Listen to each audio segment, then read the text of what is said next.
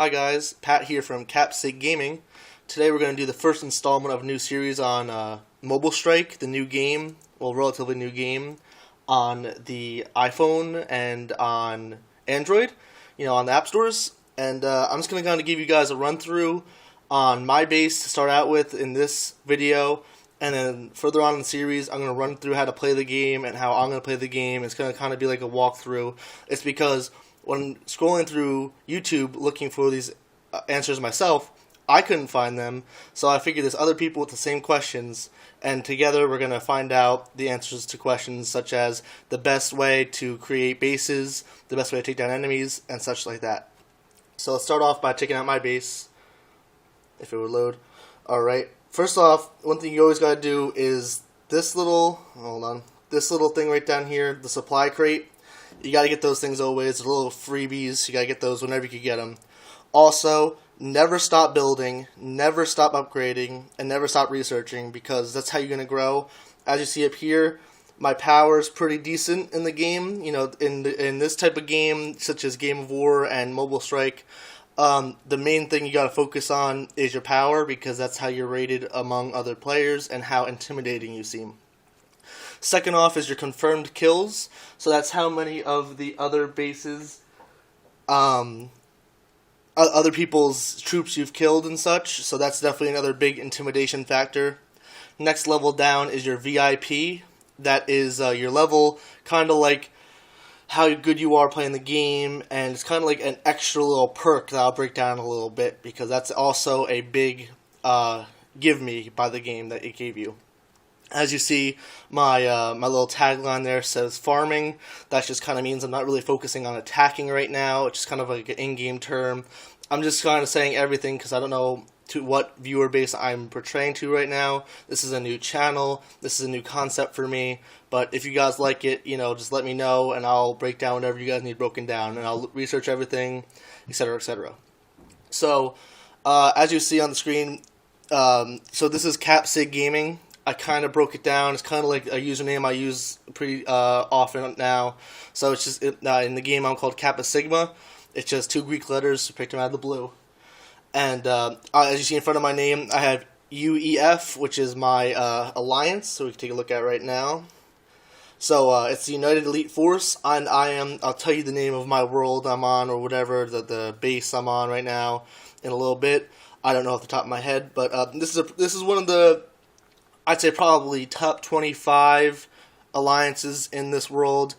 We're not to be messed with, but people will still take us down if they try. We're all still growing. We're all learning together. We have 62,500,000 alliance power put together. 91 members. Some people are slacking. Gotta get those kids out of here. But regardless, we're moving forward. If you guys haven't used it yet, in the alliance store, if you go to the store, you could use your loyalty points, which are just accumulated over time, to buy things such as speed-ups. I'm going to do myself a favor, get a 1 hour speed-up real quick. I'm going to go apply that to my building while I'm talking about it. So, actually my building has less than an hour anyway, I'm not going to waste that speed-up. Big thing is, when you go on VIP, I'm going to break this down now. So I just got to level 8 today. So, as you see, there's all different highlights for each level. So, here's the highlights for my level, which is active right now. So, for 20 minutes or less, I can instantly finish any building projects I got going on. Just building, though, not too bad. I have all those stats you can see right there. Look that up on your own time. Look at what I'm saying. All those things obviously help me in the long run, and they really help me when it comes to gain more experience, gain more power. Again, the number one goal of this game is power. So I'll go over in a later video growing power and expanding your base in order to gain more power. But a big thing down here, as you see, I don't know if you see me highlighting it. No, you can't. It's the autocomplete daily missions and alliance missions. Missions are another big aspect of the game. They give you, I have my next set are coming up in about a half an hour. But I get to autocomplete these missions as well as alliance missions. VIP I still gotta sit through, but by doing those, they gain your power. They give you special perks, some resources. So breaking down resources a little bit, on the outside of your base, you have your resource encampments.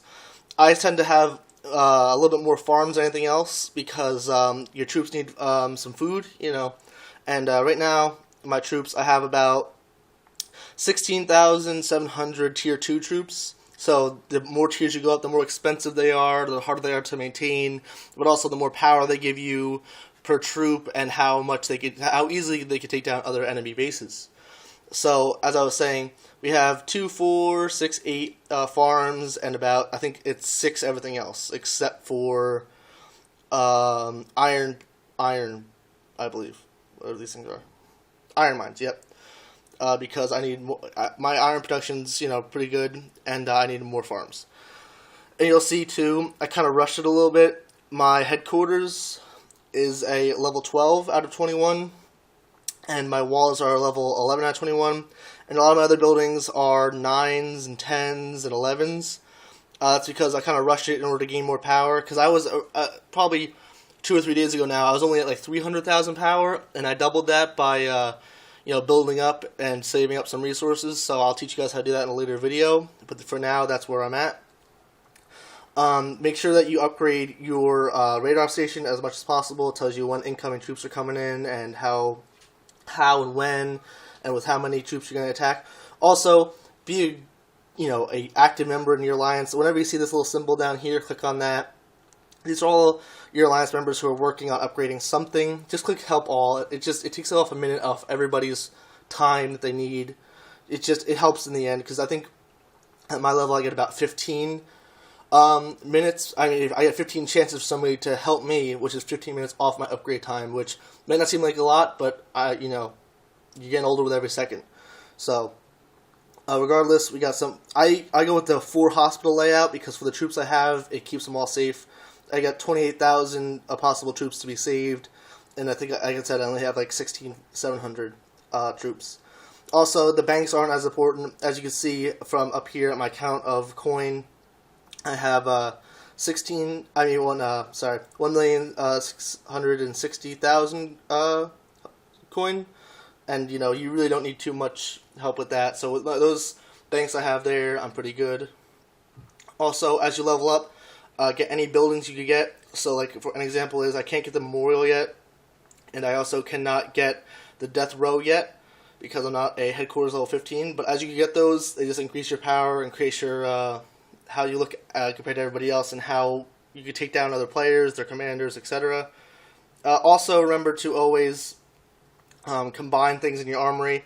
I have all of my things combined right now, but if you have 4 of the same substance, it'll say on the bottom right hand corner, a number 4 instead of a 3 or a 2 or a 1 here. And just combine those, because the more you combine them, the more benefits they give you, and you could attach them to certain materials here in your armory when you manufacture and all that, yeah. So keep an eye out for that. But also, whenever you get gold, like right now, whenever I get gold, I'm using it to buy tactical manuals for this war room I have right here, because the more you upgrade that, the better. Also, follow the general missions here at the bottom. The missions that it says upgrade the war room to level 7 now. They kind of give you a guideline of where you should be as you're upgrading things, and as long as you're kind of following them generally and doing a general guideline there, you should be good. For now, I think that's about it. This is just kind of general rundown video. I'll go into breakdowns for each section and how to do certain things over time. Hopefully next time I could have my girlfriend come and tag along with me. She knows a little bit about the game, and she just kind of will have a second voice on all these opinions, because she played it for a little bit. Didn't really like it, but I taught her a lot in that sense, and she kind of gave a second opinion, like I said, of everything we're doing here. So, for now, I'm going to sign off. I hope you guys enjoyed this first video. Leave in the comments or anything. Message me if you want to see more of something, if you want to see, how the base layout is for different types of bases, etc. This is my alliance. Let's just say, do you want an alliance with a big hub versus a little hive? It's really your choice. Also, oh no. Alright, sorry about that. My game died. I'm gonna restart that. That's embarrassing. I'll have to cut this out of the video. Hold on 1 second. Man, that sucks. Alright. Alright, I am back. My game died for some reason. I don't know. Sometimes it just crashes. I don't know why. I have an iPhone 6, and sometimes it just doesn't do what I want it to do. Anyway, as I was just saying, this is my hive for my alliance. We have some other little alliances around us that we keep bullying. Like, not bullying, I hate to say that word. Kind of just keep repetitively farming, like these guys over here. And all these other level 10s we're going to come across up here somewhere. I don't know where they went. Anyway, it's also important to name certain areas of your map. Like, I call this the big lake versus below our hive down here is the little lake. It's just kind of like when you're scrolling around looking for enemies, you can kind of see how relatively close you are to yourself. Instead of, like, say, clicking on somebody, let's just say this guy, and then putting in a rally or something, trying to find out how far he is away from me. 25-second scout, that means he's going to be like 10 minutes away when it comes to a march. Just kind of knowing where you stand versus everything else. So, as I said again, just leave in the comments what you want to see as my next video. I might just make another video right after this anyway, just to kind of get the ball rolling with this channel. If you want to see any other games, if you want to see any other walkthroughs, please let me know and I'll be glad to assist. I'm just going to kind of do this on my off time. So for now, if you guys want to see anything, let me know. Any game I'm really up to. It could be as dumb as like Words with Friends. Anything you really want to see me play, I'll do. It's just, like I said, going to be taking up my off time for now. So for now, it's again me,